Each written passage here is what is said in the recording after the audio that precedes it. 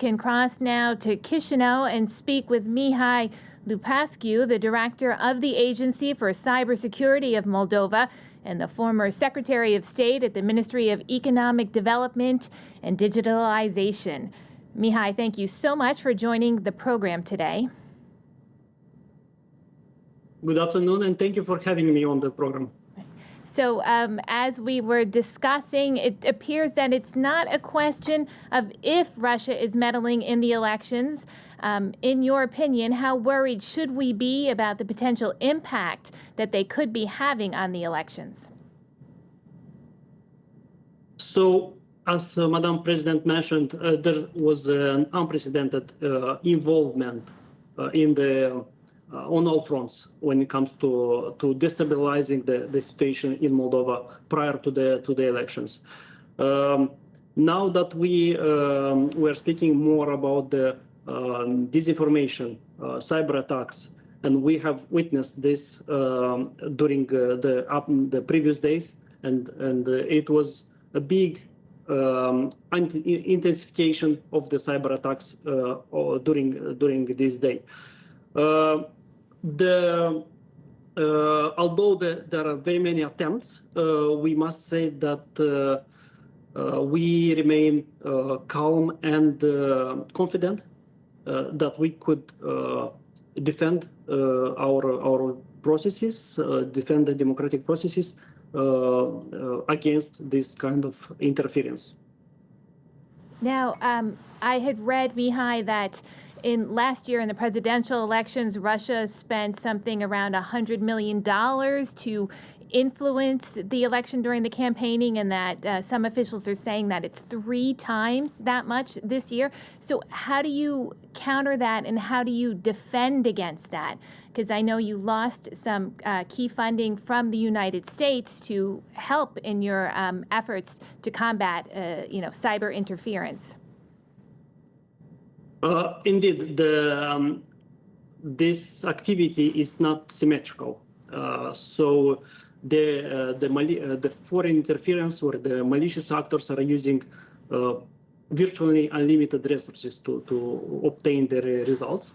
And we must mention that law enforcement in Moldova did a very good job in countering and limiting this supply of resources and the money that could flow illegally into the process of interfering with the democratic elections. But when it comes to the activities we are conducting on our side to defend the infrastructure, it's worth mentioning that we are very much supported, and the European partners stepped in to help us be better prepared for what's coming, and to increase our resilience in general for this process. But I could not name all of the parties involved, all the partners that are helping us to overcome this difficult situation Moldova is facing at this point. And how are the big social media platforms reacting to this? Are they also helping? Are they taking down content that's been flagged? What has their role been here?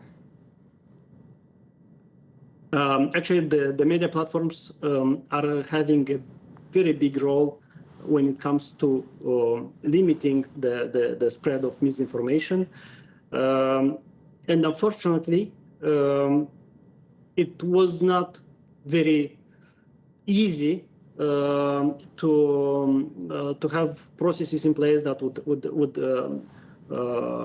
would take down the illegal content on social media. From my side, because in Moldova I represent the Agency for Cybersecurity, who have a dedicated institution that deals with misinformation and the strategic communication. They are covering this aspect much closer.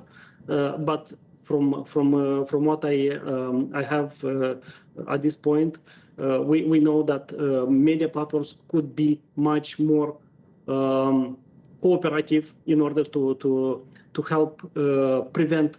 Actually, what's very important when it comes to misinformation, even if some information is being taken down after a couple of hours, we need to understand that the damage is done already. So it's crucially to understand and to try to prevent the illegal content. For example, political advertisement that is being paid from some other countries, but the publicity is being shown in Moldova. So to us, it's a very big problem, and I could say that the entire campaign was marked by misinformation and propaganda being spread through social media channels. Mihai